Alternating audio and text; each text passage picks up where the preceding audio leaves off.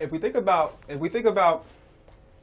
the direction of the ship and how it relates to the force, we can understand why we chose cosine instead of any other trig function. So let's first start here. Let's first understand that we have theta in our code, and anytime you see theta, the universal symbol is just a circle or an O, or better get a circle with a line through it, okay? So let's draw our ship, and let's say we want our ship to go, I don't know, up in that direction, up and a little bit to the right and a little bit up. So let's draw our ship this way. Okay, so we want the ship to kind of go in that direction. And so let's draw an arrow pointing the way in which we want the ship to go. So that's a nice little arrow. I'm not the best artist in the world, but I think that's good enough. So we want the ship to go in this direction. So we can call this arrow, I don't know, we can call it F of thrust. And we do have a F thrust in our code.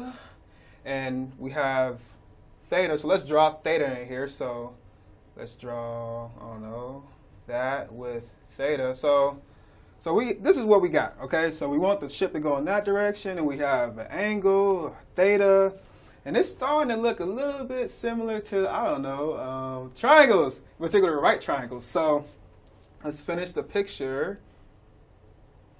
Draw a triangle, and let's draw a right triangle. So we want the ship to go a little bit to the right and a little bit up. And one thing we know about triangles is that we have trig functions, and let's remind ourselves what each trig function is, and there's a little name for it. Do you know it? All right, awesome, yeah. And also, before I go on to talk about SOHCAHTOA, though, I think one more thing we need to add is the f of x part of it, or the f and the subscript x, I mean. Oh, yeah, so I gotta. If we want to go a little bit to the right, we can call this particular side of the triangle, I don't know, let's give it a little nickname. Nothing special, just call it f of x, I don't know.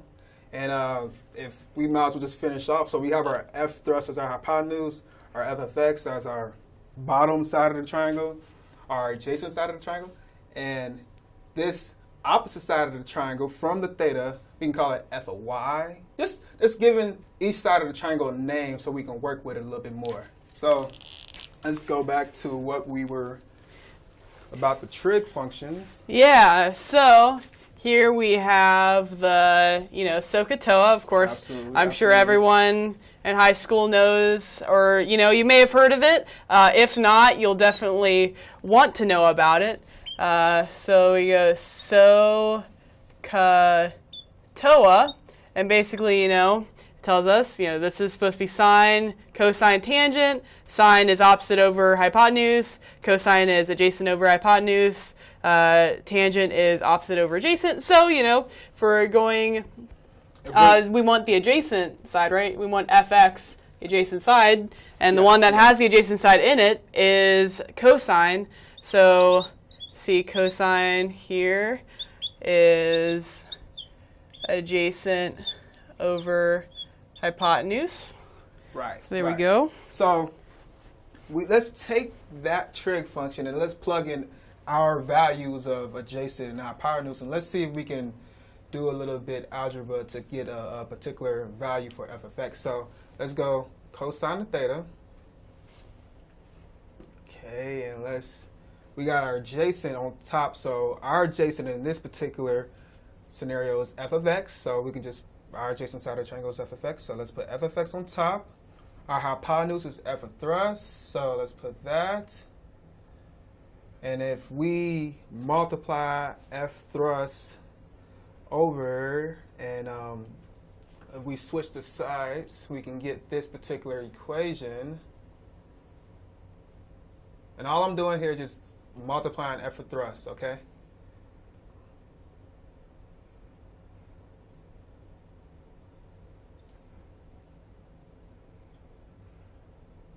And this is just a little small multiplication. So right here, we have a particular equation. We move to the side of f of x. And from force of law, our number one favorite equation is F equal ma. And if a second number one equation is our second equation is a of x equal f of x over m. So we plug in our value for f of x and plug that in. And this is our line of code. We got our auxiliary x, which is equal to our f of f thrust times our cosine of theta divided by m, which is our mass. We learned that back in Force to Blob. So we do the same thing for f of y. So what particular sign are a little bit of a teaser right there. Yeah, definitely. I'm glad you asked. So what we want to do now is think about, okay, so we want Fy, well, that's the opposite here. Opposite.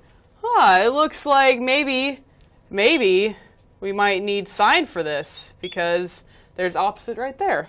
So we'll do sine here is, opposite over hypotenuse. Right. And so that should help us out here. So let's do the same procedure as we did with cosine or with our f of x. Let's do the same thing with f of y. So let's take sine of theta and plug in our values. So our opposite is f of y over our f of thrust. And so we multiply over, we get an f of y.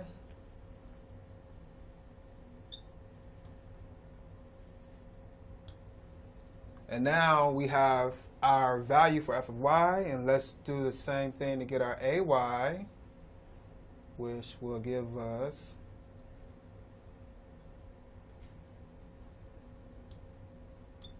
over m.